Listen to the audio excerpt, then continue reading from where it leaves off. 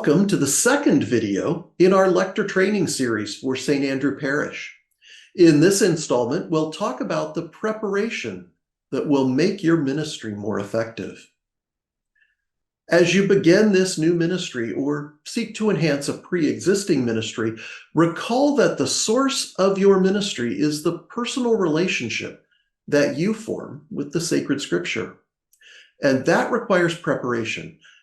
Not just the practical preparation for public speaking, which we'll cover later, but the spiritual preparation that will inform and enhance your ministry. Let's consider the overall structure and basic parts of the Bible. For many of us, this is well-trod ground, but it is worth a minute or two of review because it plays into your weekly preparation to proclaim Scripture. We know that there are generally two parts to the Bible, the Old Testament, also called the Hebrew Bible, and the New Testament. The Old Testament chronicles the experience of the Israelites as they came to understand the promise of the covenant as God's chosen people. There are books that tell great stories, like the Exodus, and ones that have a more historical tone. Several are set in situations that are intended to teach people about God's ways and to encourage them in times of crisis. And the Old Testament is filled with advice on how to act wisely in everyday life, in times of joy and in times of suffering. Finally, there are prophetic works with teachings and guidance that convey the promise of salvation from various times in Israel's history.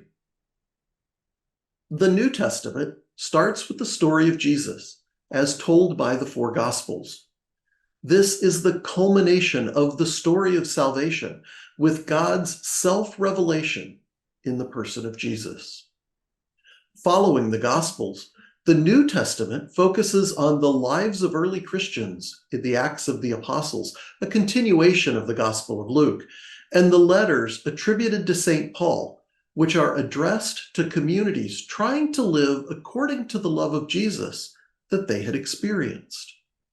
Finally, the end of the New Testament, you find awe-inspired visions intended to give hope and comfort to Christians, revealing that there will be justice and fulfillment at the end of time.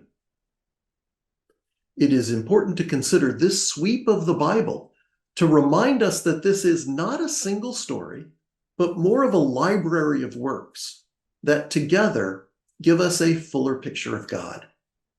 That becomes a key element in your preparation each week, to consider the source of the reading that you've been assigned, as well as the context in which it appears. I find it helpful to read a bit both before and after the reading, because that can help me with understanding the tone. Tone is also very important because this library is filled with a variety of literary styles, from simple prose to poetry to lofty prayer. So, in order to do justice to your proclamation, you need to have some spiritual preparation. The first step is to have an active, ongoing prayer life. We all need to keep in touch with God, and that's really the basis or precursor to all of our ministry. One of the best ways to prepare is to use your reading in your prayer and reflection during the week. I'd suggest that a week before you're assigned, read through the reading several times. This isn't to work on the mechanics of the reading, that will come later, but instead it is to get in touch with how you react to the reading and the impact that it has on you at this moment in your life. It also gives you an opportunity to discern the topic of the reading, the message of the passage. And you can ask yourself some questions about the reading, like, who does this tell me God is? How is the majesty of God exhibited in this passage? And how do I see the notion of God in the everyday in this reading? Maybe this reading fills me with hope, helps me to pray, or fills me with marvel at the goodness of God. Does this reading help me be ethical, compassionate, and oriented toward justice? The point here is to give yourself time to allow the readings to work in your life, to fill you with the Spirit, to connect you with God, because that will change how you later proclaim them to the assembly. But our work as lectors doesn't stop there, because we need to prepare in the context of all of the readings for the Mass. We'll provide you with a lector workbook, which has the lectionary readings for each week, or you can find them online at bible.usccb.org.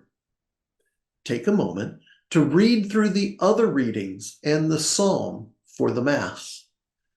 Think about the connections between the chosen readings, why they're placed together, and how that can influence your reading. Overall, the key message of this installment is that a key to your successful proclamation is your prayer, your spiritual preparation in the days prior to arriving at church.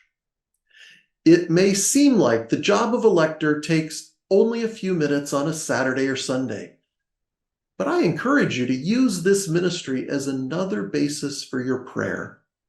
It will enrich your proclamation and your very life.